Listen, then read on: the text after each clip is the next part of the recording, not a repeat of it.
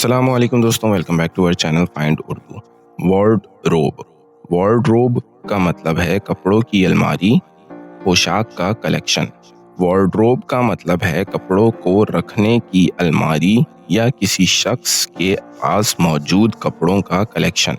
ये लफ्ज़ अक्सर फैशन और स्टोरेज के लिए इस्तेमाल होता है। अगर किसी के पास बहुत ज़्यादा और मुख्तलिफ तरह के कपड़े हों तो कहते हैं कि उसका वार्डरोब बड़ा है। She bought a new wardrobe for the winter season. उसने सर्दी के मौसम के लिए नए कपड़ों का कलेक्शन खरीदा। तो दोस्तों, वार्डरोब का मतलब है कपड़ों की अलमारी या कपड़ों का कलेक्शन जो फैशन और स्टोरेज के लिए यूज होता है। उम्मीद है अब आपको वार्डरोब का मतलब समझ में आ गया होगा। मिलते हैं नेक्स्ट वीडियो में। शुक्रिया।